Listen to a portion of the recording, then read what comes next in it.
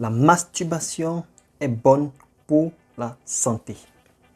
D'après les études menées jusqu'à ce jour et d'après les recommandations de beaucoup de médecins sexologues, la masturbation a plus d'avantages que d'inconvénients et par conséquent, certains ou alors la majorité recommandent cela même comme thérapie pour certains couples.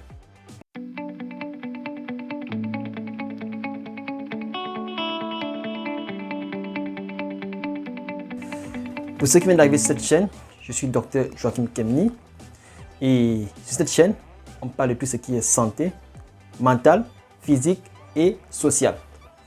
Alors, le sujet du jour, c'est simplement la masturbation.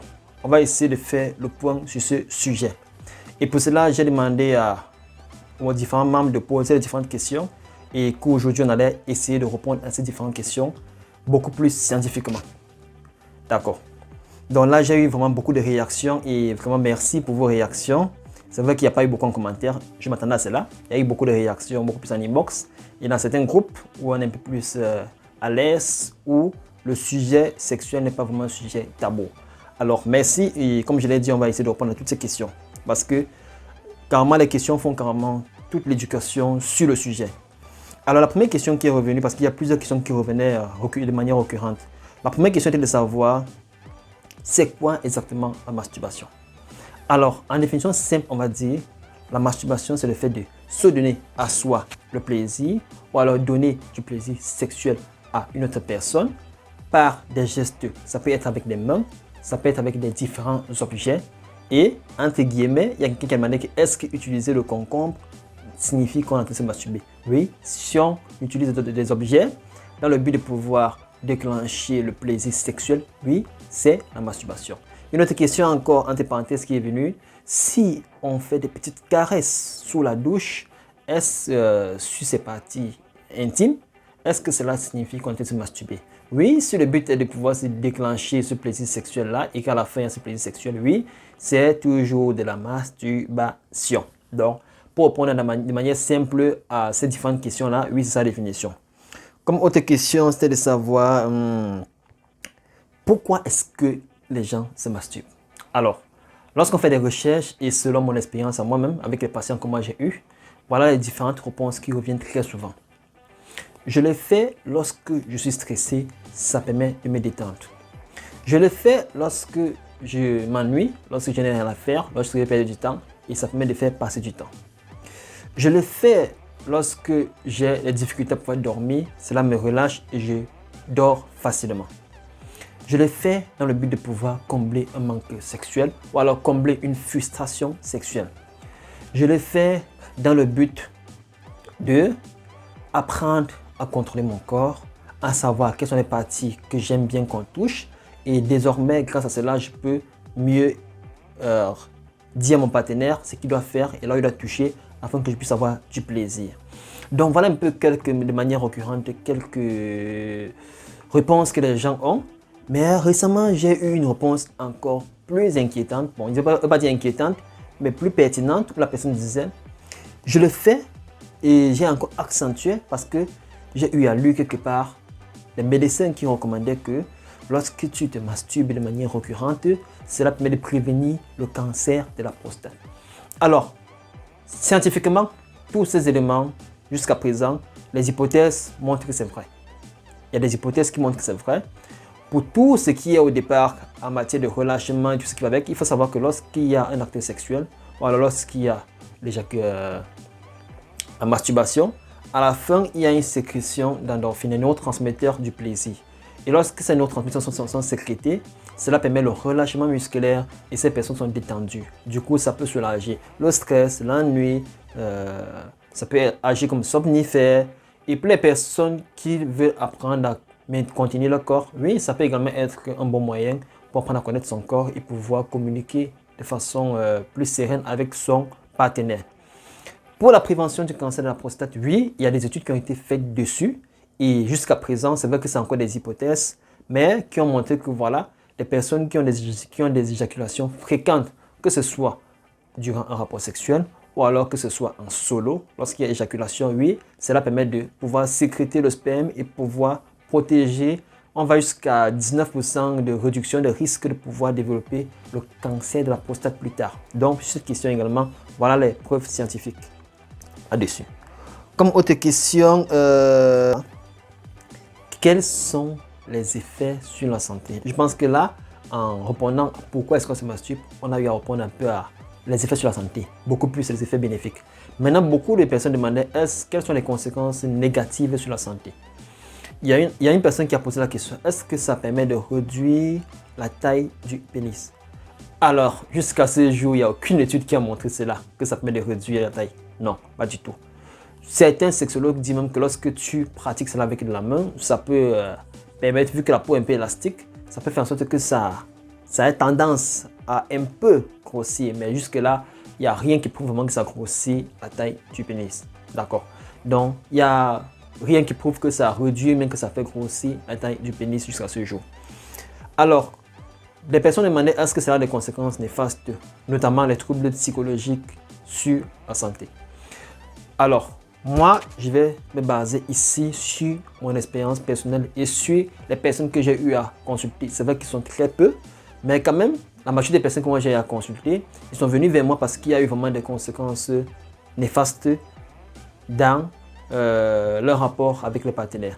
C'est-à-dire que les personnes ont commencé à avoir des troubles, que ce soit éjaculation précoce, éjaculation retardée avec les partenaires, au point de ne plus ressentir de l'orgasme durant l'acte normalement. Et cela frustre beaucoup et cela gâche beaucoup de couples. Donc, chez ces personnes, très souvent, il faut voir comment les accompagner et leur aider à modérer, leur aider à comprendre que désormais, leur aider à réorienter le cerveau afin de pouvoir profiter vraiment du plaisir lorsqu'on a la partenaire plutôt que de penser au plaisir en solo ou alors qu'après l'acte, on passe toujours le temps à partir le faire en solo pour pouvoir se soulager. Donc, pour cela, il faut un accompagnement. C'est un accompagnement qu'il faut et ce n'est pas très recommandé à ces personnes de continuer à le faire parce que quand tu le fais de manière très récurrente, ça devient addictif. Et une chose qui est addictive, voilà, ça a des répercussions sur les rapports avec la partenaire. Sinon, voilà vraiment les conséquences négatives jusqu'à ce jour qu'on a recensé. C'est beaucoup plus le rapport avec la partenaire. D'accord. Comme autre question, est-ce que cela peut conduire à l'impuissance? Jusqu'à ce jour encore, je l'ai dit, il n'y a aucune étude qui a montré que cela peut conduire à l'impuissance. Comme autre question, est-ce qu'on peut le faire est-ce que c'est recommandé de le faire de manière mutuelle avec sa partenaire? Oui, c'est recommandé, comme on le dit. Durant les rapports, il y a ce qu'on appelle la phase de préliminaire où il faut savoir se toucher avant de passer à l'acte sexuel. Et du coup, oui, c'est recommandé de savoir où sont les zones qui font plaisir et où est-ce qu'il faut bien toucher. Et que vous le faites de manière réciproque, oui, c'est recommandé. Alors, autre question. Est-ce que la masturbation est une bonne chose? Ok, je vais donner mon avis final là-dessus à la fin. Autre question qui ne va pas trop bien dans le sens du sujet. Ok, les conséquences, on a déjà dit. Ok, les effets négatifs, on l'a déjà dit.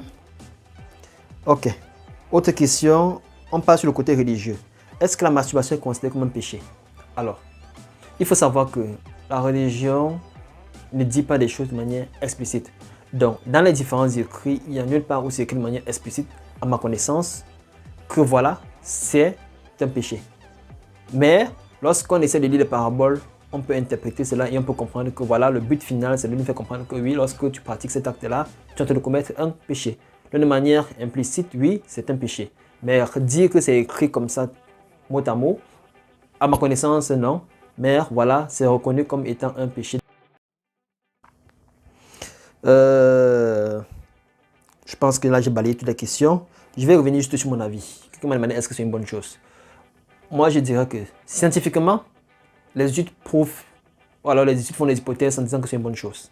Moi, je dis toujours que, vu que c'est quelque chose qui a des effets néfastes sur le rapport avec sa partenaire, si vous vous rendez compte que cela a des effets néfastes sur votre relation, il vaut mieux l'arrêter.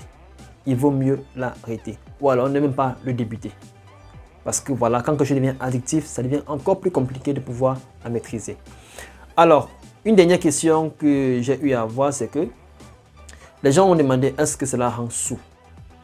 Est-ce que ça rend sous? Je vais simplement dire que jusqu'à présent encore, il n'y a aucune étude qui a montré que cela rendait sous. C'est juste le fait qu'il y a des sécrétions d'endorphines et lorsque les hormones du plaisir sont sécrétées, lorsque les neurotransmetteurs du plaisir sont sécrétés, cela crée des petits bourdonnements d'oreilles, mais cela ne veut en aucun cas dire que cela va te rendre sourd sur le long terme. On n'a pas encore eu de cas jusqu'à présent. Donc, scientifiquement, rien ne prouve cela. Donc, de manière simple, avant de pouvoir partir dans cette pratique-là, il faut savoir que oui, ça a des avantages, ça a aussi des inconvénients. Et si ces inconvénients sont beaucoup plus néfastes pour vous que les avantages, il vaut mieux l'arrêter ou alors ne même pas commencer. Donc c'est ça mon avis sur le sujet. Et pour les personnes qui ont besoin d'accompagnement, si cela a des effets néfastes sur leur rapport avec le partenaire, vous pouvez m'écrire en inbox. On va essayer de trouver, mettre sur pied une stratégie, comme je l'ai fait avec quelques patients que je suis pour l'instant et qui ont de très bons résultats. Et on pourra vous aider également dans ce sens. C'était tout pour la capsule de ce jour. J'espère que j'ai répondu à toutes les questions. Celles que je n'ai pas répondu, laissez encore un commentaire. On va encore en parler. Et il y a une personne qui a demandé de parler sur un sujet, l'orgasme chez la femme. Parce que dans les commentaires, dans un groupe, on disait que les femmes n'atteignent presque jamais l'orgasme. Ou alors, la majorité n'atteignent jamais l'orgasme. Et c'est un sujet que ce n'est pas faux. Ce n'est pas faux du tout. Donc, on va trouver du temps également de faire une vidéo là-dessus. Parce que, voilà, il faut éduquer. Le sujet sur le sexe n'est pas tabou. On en parle, on échange. Donc, portez-vous bien. Et on se dit rendez-vous à dimanche prochain. Et surtout, n'hésitez pas à partager, à laisser un commentaire, à laisser un like. Ça m'encourage. Et surtout, abonnez-vous sur la page. Cliquez sur la cloche de notification afin de ne rater aucun de nos contenus. Portez-vous bien et par anticipation, bon début de semaine.